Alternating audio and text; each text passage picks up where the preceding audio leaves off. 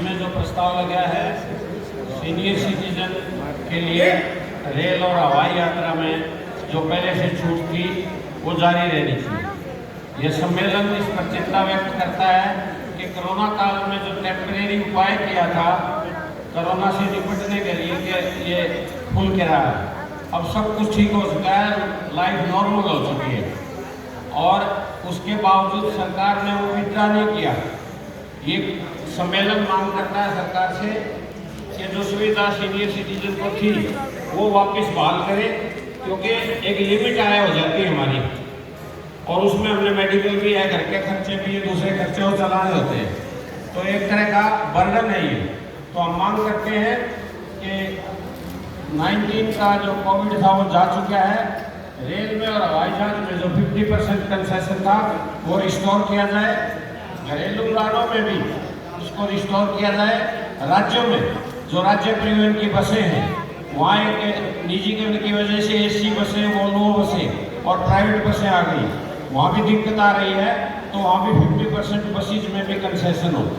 ये कॉन्फ्रेंस प्रधानमंत्री को, रेलवे मंत्री को, नागरिक उड्डयन मंत्री को और राज्यों के संबंधित परिवहन मंत्रियों को चिट्ठी लिख के मांग करते हैं, जो प्रस्ताव यहाँ मैं रख रहा हूँ उसको कंसीडर करें और जो कंसेशन हम मांग रहे हैं वो दिया जाए। धन्यवाद। And slowly, Mr. Sharma from Haryana, please come on dais.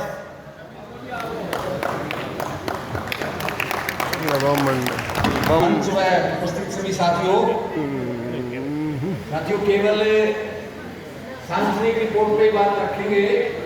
सबसे पहले तो मैं रिटायर्ड कर्मचारी संघ हरियाणा की ओर से जो सांसनिक प्रगति रिपोर्ट तैयार की गई है उसका पूर्ण रूप से समर्थन करता हूँ। दूसरा मैं ये बताना चाहता हूँ कि देश स्तर का संगठन है।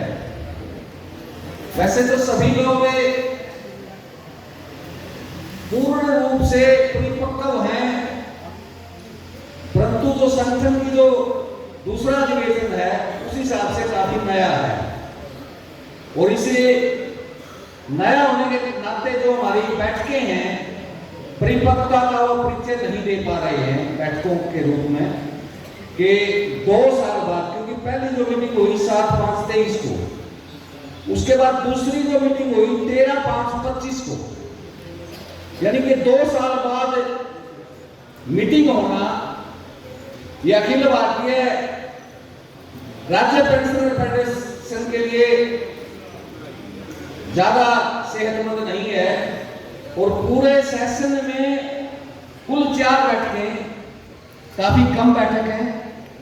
इस पर विशेष ध्यान दिया जाए क्योंकि बैठकों के बाद ही निर्णय होते हैं और काफी सारी समस्याओं का समाधान होता है।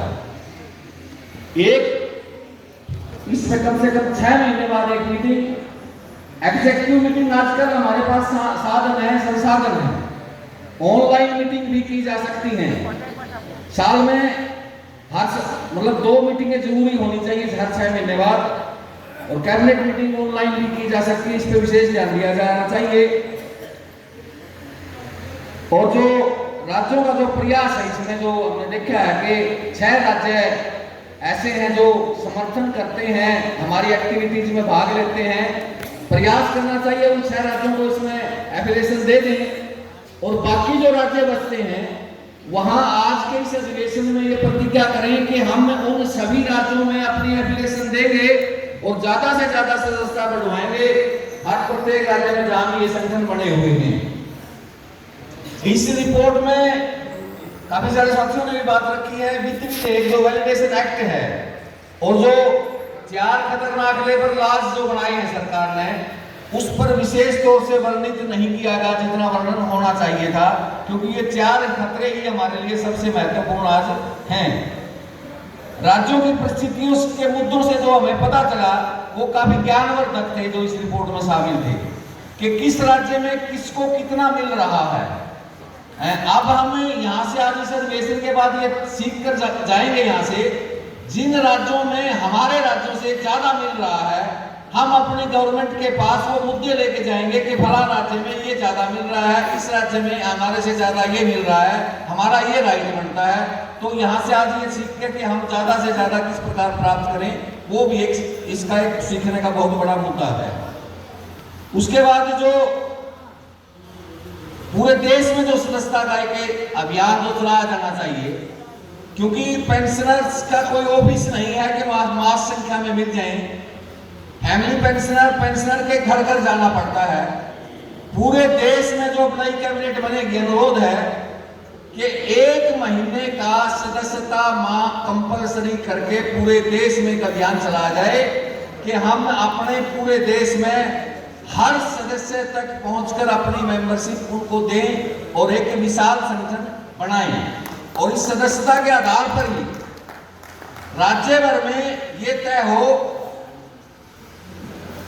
कि जिसके जितने सदस्यता होगी उसी पर जो हमारे पदाधिकारी चयन हो ऑल इंडिया पर, उसी हिसाब से ऑल इंडिया का चयन पदों के हिसाब से होना चाहिए संख्या के आधार पर। और ये जो कैशियर महोदय की जो रिपोर्ट है, मतलब इतने बड़े संगठन की कैशियर की जो रिपोर्ट है चंद लाइनों में सबमिट हो गई, इसका मतलब हमने लगातार शेयर नहीं दिया, लगातार खर्च नहीं किया। और जो कोष जो इकट्ठा है, जो फंड इकट्ठा है 1 लाख से भी नीचे, यानी 98,000 समथिंग कुछ पैसा इकट्ठा है, वो काफी कुछ मायने कह जाता है। इसलिए इस पर भी हमें विशेष ध्यान देना होगा और आने वाले समय में हम इसको ज्यादा से ज्यादा करेंगे। और इन्हीं बातों के साथ साथियों ने मैं एक बात और भी कहना चाहूंगा हरियाणा रिटायर्ड कर्मचारी संघ की ओर से कि किसी साथी को किसी प्रकार की रहने की, खाने में कोई दिक्कत हुई है तो उसके लिए माफी चाहेंगे और सुधार के लिए प्रयास किया था कि भाई सुधार आप बात रखेंगे तो हम सुधार भी कर लेंगे। तो आप साथियों का, सभी साथियों ने जो कोऑपरेट किया हरियाणा के लिए, उसके लिए भी आपका रिटायर्ड कर्मचारी संघ हरियाणा की ओर से बहुत बहुत धन्यवाद। जय कर्मचारी, जय